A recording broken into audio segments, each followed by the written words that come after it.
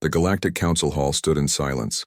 Once it had been a place of unity, echoing with the voices of hundreds of species debating the course of civilization. Now its towering spires gleamed with unease.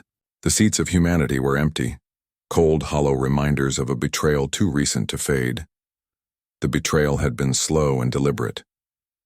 It began when the Council claimed that Earth's rapid military development was a threat to peace.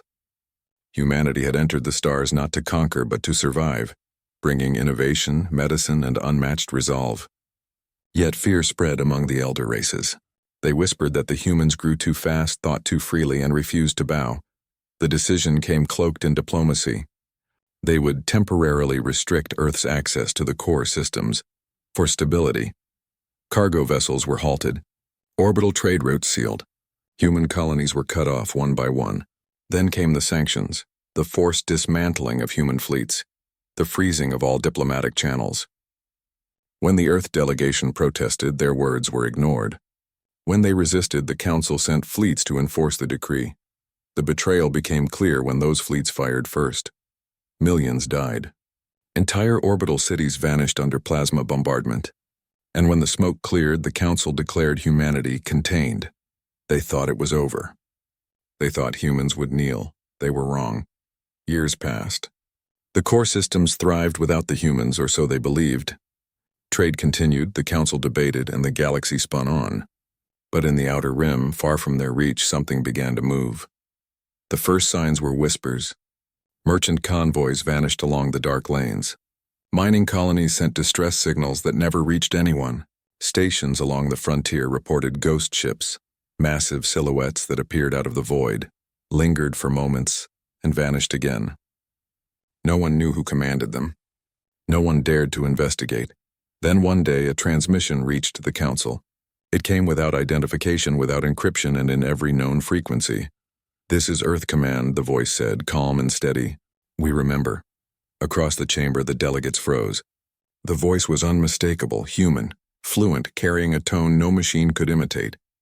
1,000 comms officers rushed to trace it, but the signal came from nowhere and everywhere at once. Before anyone could respond, every hollow screen in the chamber flickered to life.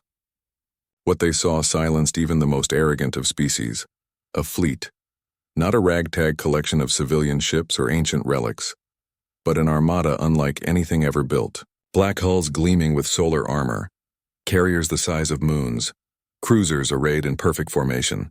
Human engineering had always been efficient, but this was artistry born of fury. The transmission continued. "You betrayed the Accords. You destroyed our colonies. You left our people to die in the cold. You thought we would forget. You thought we would forgive. We gave you mercy once. Now we give the order." The connection ended, and across 100 star systems, human fleets moved. The assault began on the rim worlds, the same ones that had supplied weapons for the Council's campaign against Earth. They fell within hours. Human forces moved with precision, striking supply lines and communication hubs with surgical efficiency. They never targeted civilians, but any ship bearing Council insignia was vaporized before it could even raise a shield. For the first time in millennia, the Galactic Council faced a war it could not control. The counselors called emergency sessions. Panic filled the hall as reports came in faster than they could be processed. The Velthari homeworld was under blockade. The Drayan shipyards had been seized. The Corps' defense grid was collapsing sector by sector. The human fleet did not demand surrender. It did not negotiate. It simply advanced. Then the Council discovered something even more terrifying. Humanity's ships were powered by something they had never seen before. The energy reading surpassed anything recorded in galactic history. Their scientists called it impossible, yet it existed. Later, captured fragments revealed the truth. Humans had harnessed singularity reactors, controlled miniature black holes, and used them as stable energy sources. The Council's admirals called it madness. Humanity called it necessity. The Council attempted to send diplomats. Their ships were intercepted. Their envoys were returned unharmed but silent. Their memories fragmented, their words replaced by a single message burned into their minds. "Stand down." But the Council did not understand surrender. They assembled the Grand Armada, 10,000 ships from 35 species. It had been centuries since such a force had gathered. They believed sheer numbers would break the humans' resolve.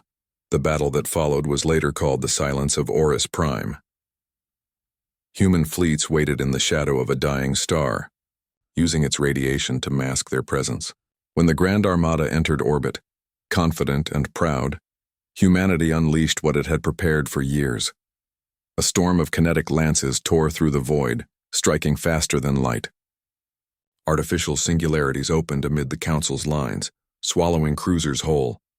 Drones flooded the field, operating in perfect synchrony, guided by human tactical minds that no alien algorithm could predict. The battle lasted 17 minutes. When the smoke cleared, Horus Prime was gone, its sun devoured by the gravitational weapons unleashed that day. Of the Grand Armada, only fragments remained, drifting silent in the dark. The council chamber was chaos. Entire species screamed for peace, others for vengeance, others simply for survival. But the humans did not come to negotiate. They sent only one message, broadcast across all frequencies: this is not conquest. This is reckoning. You will learn what betrayal costs. For the first time, the council saw what humans had become. They were no longer a young species seeking approval. They had evolved in isolation, forged in betrayal, united by memory. Their fleets carried not flags but names, each ship named after a fallen colony, a ruined city, a forgotten child. Their soldiers did not fight for dominance but for closure. On the third month of the campaign, the human flagship, Resolute Dawn, entered the core. No defense grid could stop it. No weapon could slow it. The ship transmitted a single ultimatum: surrender your authority, disband the council, answer for your crimes. The council hesitated. Then, driven by arrogance, they refused, and humanity gave the order. Within hours, orbital platforms erupted, cities went dark, and power grids across the core collapsed. Every shipyard, every fortress, every node connected to the council's communication web was systematically disabled. No bloodlust, no chaos, just silent precision. Humanity did not destroy what it did not need to. They dismantled the galaxy's structure piece by piece, leaving it unable to wage war again. When the council finally called for talks, it was not in their grand chamber, but aboard a human vessel orbiting what was once the council's capital world. The representatives who arrived trembled as they were led through metallic corridors lined with the flags of fallen human nations. At the center, they found a single chair, occupied by a human officer clad in plain uniform. No decorations, no crown, no symbol of conquest. "You wanted to speak?" he said simply. The delegates stammered apologies, explanations, promises. They spoke of misunderstanding, fear, and ancient politics. The human listened, silent. When they finished, he stood and turned to the viewport. Below, the once glittering capital world lay quiet, its skies filled with human ships. "You feared us," he said. "You called us dangerous. You were right. But you forgot we never start wars. We end them." The council tried to ask what humanity wanted. The officer turned, eyes calm but unyielding. "Justice." He raised a hand and the transmission link opened to every world still under council control. Billions watched as he spoke. "The age of the council ends today. For centuries you ruled through fear and manipulation. You spoke of peace while waging hidden wars. You betrayed those who trusted you. That era is over. From this day no species shall rule another. Every world will stand free or fall trying." He paused. "This is not vengeance. This is balance." Then, with quiet authority, he gave the final order: dismantle the council. And across the stars, human fleets began their last operation. They did not fire upon civilians or conquer planets. Instead, they shattered the infrastructure of tyranny.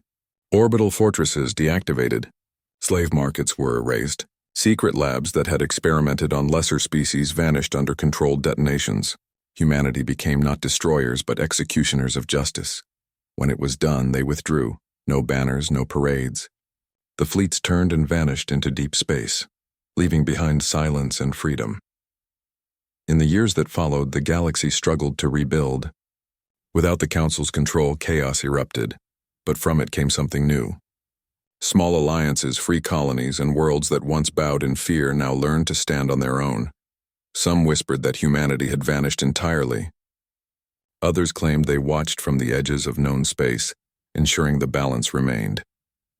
Centuries later, children of distant worlds still told the story. They spoke of the species once betrayed who rose not in hatred but in purpose.